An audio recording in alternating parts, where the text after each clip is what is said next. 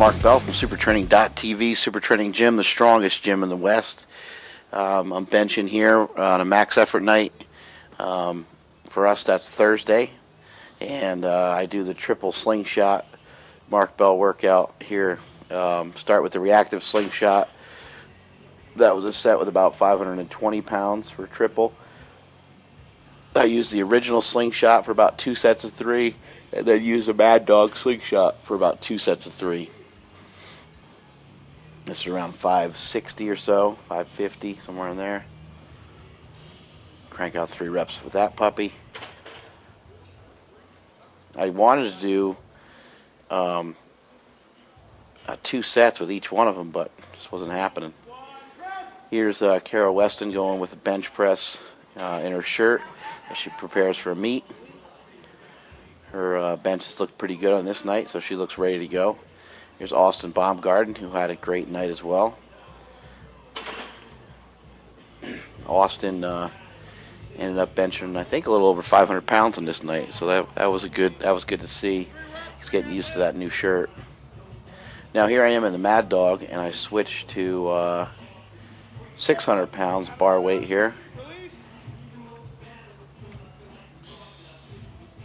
Trying to keep the elbows in, not in too far. And got a good double, just didn't feel like I had to gas for triple. Also did some raw triples on my way up with 450 and then 485, and ended up just hitting, I don't know, about 5 triples before I got to that set. So I was already feeling that shit. Here's Austin going again, and Austin's going with no boards because he's trying to get a feel for really how the shirt feels. And this is a good idea. I think a lot of us at Super Training and many other gyms around the country have gotten obsessed with board pressing, and probably be wise to pull those boards out every once in a while. Not even just to touch full range, but just to get a different feel. It has a way different feel to it, and when you have an aiming point of a board, you can bench at different angles, and it can wreak havoc on your bench press in some ways. It's something that I think has been affecting my bench press progress a little bit, and so I'll have to look into ditching the boards coming up, at least for a workout or so. You know, you can go every other workout. No, I'm not wearing 2 bench shirts. I'm just wearing my 2XU.com compression gear underneath the bench shirt. Something I wanted to try out. I really like the feel of it. However, our benches are getting kind of slick just because they're old, and so I had to order up some new benches. It's getting warmed up. That was 705. Still trying to feel this shirt out. I'm still having a hard time really trying to figure out exactly how to wear this thing. There's 705 again. I put a Velcro strap across the top of the shirt, across the back of the shirt. And that actually feels really good because it helps keep the shirt on me more. And I'm fairly wide in the shoulders, and I don't have a gut, so makes for some awkward benching sometimes.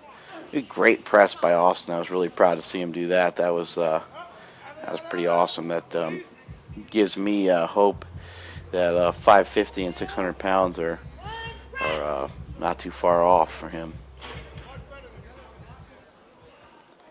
One thing with this shirt in particular, it's stretchier than a lot of other shirts out there, and it's supposed to kind of be a fast descent, and then you explode back up quickly. But one of the issues for me, due to the long stroke, or longer stroke than most guys, by the time I get down to about a 2 board, that thing is kind of already fully stretched, and it's just not giving me the support that I'm used to.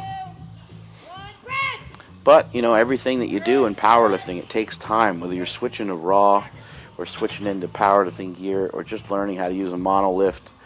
You can't expect to learn it in a day. You can't expect to learn it in a week. You can't even expect to pick it up in a month. It takes time, and by time, I mean sometimes it could take 6 months to a year to figure something out. You can see Juan there. Juan's been benching for years, but for some reason the plate hit the rack. You can see there the plate almost hit the rack again. See how he's going on a slant there? He's tucking on one side and not quite on the other. Not really sure why he's shifting so much. But you just got to really be on top of things at all times when you're trying to press these heavy weights All kinds of things can happen to you. At some point, you'll have problems locking weights out. Other times, you'll have problems getting weights off your chest. Other times, you'll have, an injury that's preventing you from doing something. So you could just kind of be all over the map. Something happened with the lift off there. The guys are having trouble getting the weight out of the hooks. Having troubles with lift-offs always drives me crazy because it should be very simple. The side guys, they don't need to help nearly as much as they think they do. And there's Juan again going all sidewards, almost hitting the rack again with the plates.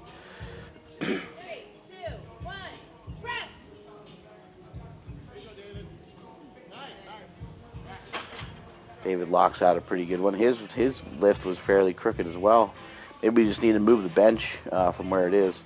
But I hate getting shitty lift-offs. We do a 3-man lift-off. The guy in the middle is supposed to be the last guy holding it.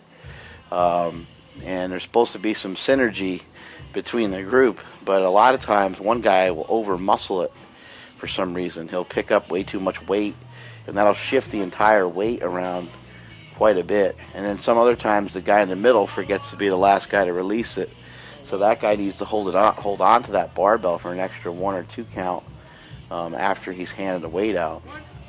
And the reason why we do that is he's supposed to balance that weight out for you a little bit in case the other guys are off. So we say out, out, out, and then we say release. And the guys are supposed to release at the same time. Very simple process actually, but for some reason everyone always seems to forget it. Another good strong press by Juan. He did pretty well on this day, and that's it from supertraining.tv.